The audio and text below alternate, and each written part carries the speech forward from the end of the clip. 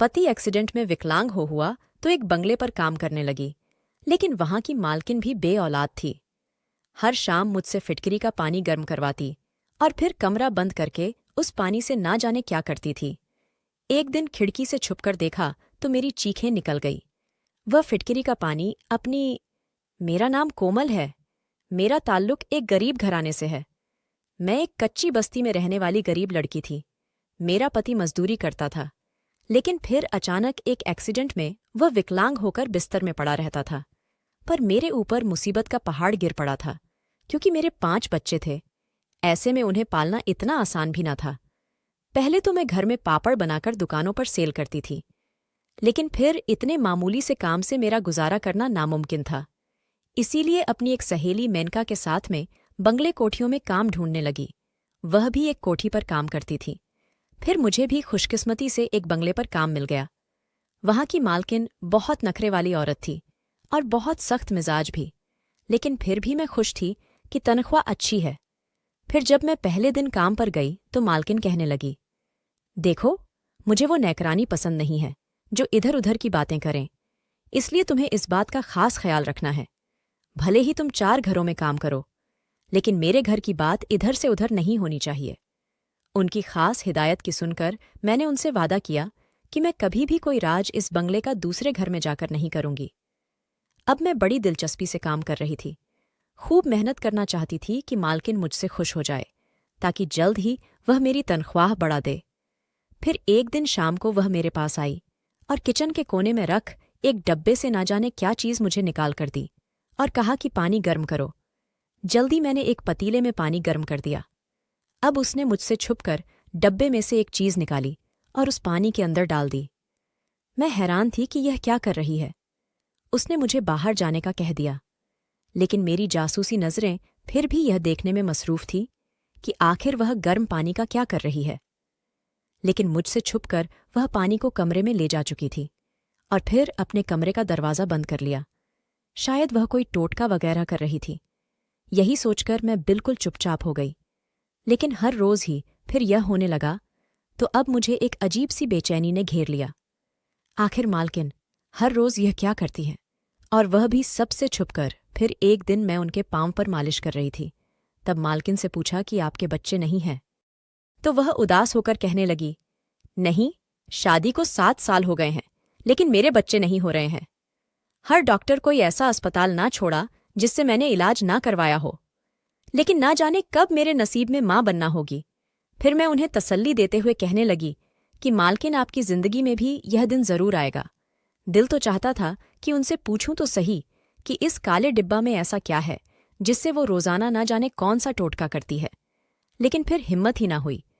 एक दिन जब मालकिन की कोई सहेली आई हुई थी, तो वह उन्हें कमरे में अपने साथ ले गई और मुझे नाश्ता तैयार करने के लिए कहा। जल्दी जल्दी मैंने चाय बनाई और नाश्ता ट्रॉली में रखकर उनके कमरे में पहुंचा दिए। फिर मैं पलट कर आने वाली थी, लेकिन मालकिन की सहेली की आवाज़ सुनकर मैं वहीं खड़ी हो गई। जब वो मालकिन से कह रही थी, अरे इतने दिन हो गए तुम्हें ये टोटका करते हुए, जब कोई नतीजा ही नहीं मिल रहा था, इसे छोड़ क्यों नहीं देती? तो मालकिन उदास से उसे कहने लगी, कैसे छोड़ दूं? मेरी आखिरी उम्मीद है, मैं इसे किसी सूरत भी नहीं छोड़ूंगी। वह दोनों बातें करने में बिजी थी, और फिर जैसे ही मैंने उस अलमारी का दरवाज़ा खोलकर वह काला डिब्बा निकाला, तो उसमें रखी हुई चीज़ देखकर मैं हैरान रह गई। वह तो फिटकिरी थी जो आमतौर से लोग किसी न किसी टोटके में इस्तेमाल करते हैं, तो क्या मालकिन इससे कोई टोटका कर रही थी? मैं हैरान थी कि आगे इसमें ऐसा क्या जादू है। फिर दूसरे दिन मुझसे रहा ना गया। मालकिन से कहने लगी, आखिर आप ऐसा कौन सा टोटका करती है? इसके करने से आपके यहाँ बच्चा हो जाएगा। मैंने देखा उनके चेहरे पर उदासी थी। फिर वह कहने लगी, जब मैं दुबई में रहती थी तो वहां पर एक औरत यही टोटका करती थी। उसे देखकर मैं हमेशा मजाक उड़ाती थी। वो मेरी सहेली थी तो वह दुबई वाली औरत, लेकिन फिर भी हमारा एक दूसरे के घर बहुत आना जाना था। वह उम्र में मुझसे कई साल बड़ी थी। क्योंकि उसके भी बच्चे नहीं थे, इसलिए उसका कहना था कि दुबई में मौजूद दुबई औरतें इस फिटकरी से कई टोटके करती हैं। कई औरतें तो इससे प्रेग्नेंट भी हो चुकी हैं। पहले तो मैं उस पर हंसती थी, लेकिन फिर जब 7 साल तक मेरे यहाँ बच्चे भी ना हुए, तब मैंने उसका टूटक आजमाने की कोशिश की, और आज तक ये आजमा रही हूं। लेकिन अभी तक कोई कामयाबी न मिली। मैं हैरान थी कि फिटकरी इस काम में भी इस्तेमाल होती है। लेकिन मैं दुआ करने लगी कि भगवान उन्हें जल्दी औलाद दे दे। लेकिन 2 महीने बाद ही मैं हैरान रह गई जब मालकिन के चेहरे पर मैंने खुशी देखी। वह कहने लगी, आज मैं अल्ट्रासाउंड करवा कर आई थी और भगवान ने मुझे औलाद जैसी शब्द से नवाज दिया है। यकीन नहीं आता कि 7 साल बाद मैं माँ बनने वाली हूँ। लेकिन उनकी अगली बात ने मुझे मायूस कर दिया जब वह मुझसे कहने लगी कि अब मैं इस बच्चे को दुबई में पैदा करूंगी और मेरा पति वहीं पर जा रहा है। फिर मैं उदास होकर कहने लगी, मालकिन इसका मतलब है कि अब मुझे यहाँ काम नहीं मिलेगा। तो हंसते हुए कहने लगी, लेकिन मैं तुम्हें काम पर लगवा कर जाऊंगी, तुम्हें फिक्र करने की जरूरत नहीं। फिर उन्होंने मुझे एक दूसरे बंगले में मालकिन का नंबर दिया। अब मैं एक नए बंगले में काम कर रही थी। लेकिन एक दिन उनकी बेटी को रोते हुए देखा। मैंने सुना कि उसकी बेटी अपनी माँ से कह रही थी कि 3 साल हो गए, अभी तक मुझे औलाद की खुशखबरी नहीं मिली, न जाने कब मेरे नसीब में ये दिन आएगा। तब मेरे जहन में अचानक उसी फिटकिरी का टूटका आया और मैंने उनकी बेटी के सामने उसका जिक्र कर दिया। दोनों माँ बेटी मेरी बात का मजाक उड़ाने लगी तो मैं खामोशी से उठकर किचन में काम काज करने लग गई। लेकिन अगले ही दिन मालकिन ने मेरे हाथ में चंद पैसे रखे और मुझसे फिटकरी मंगवा ली। मैं उन पैसों को देखकर मुस्कुरा दी थी। मालकिन मेरे मुस्कुराहट देखकर समझ गई कि इसे पैसा की जरूरत है और मैं पैसे के लिए कुछ भी कर सकती थी, क्योंकि मुझे अपने विकलांग पति का इलाज करवाना था। इस मालकिन में फिटकरी वाला टोटका असर नहीं कर रहा था। जब भी मैं अकेले रहती तो मालकिन का पति किसी न किसी बहाने मेरे पास आकर खड़े हो जाता है। पता नहीं उसे मुझे क्या चाहिए था। जब घर में कोई नहीं था तब मालिक ने मुझसे ऐसी बात कही जिसे सुनकर मैं हैरान हो गई। मैंने डरते हुए कहा, आप ऐसी बात कहेंगे तो मुझे मजबूरन मालकिन को बताना पड़ेगा। तभी मालिक बोल पड़े, मालकिन को सब मालूम है, वह भी इसमें शामिल होगी।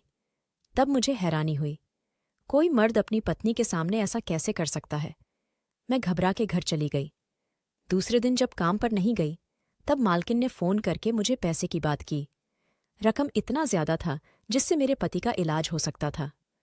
मालकिन ने मुझे कहा, आज रात 10 बंगले में आ जाना। मालकिन ने फ़ोन में ऐसी बात कही थी जिसे मैं सोच रही थी कि एक मर्द के साथ 2 औरत ऐसा कैसे कर सकते हैं।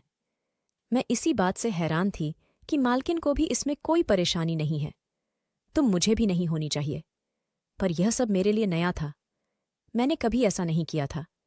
फिर मैं पुरानी वाली मालकिन को फ़ोन किया और यह सब बारे में बताया तो उसने कहा, यह सब तो आम बात है, तुम्हें डरने की ज़रूरत नहीं है। फिर मैं रात को मालकिन के बंगले में पहुंच गई।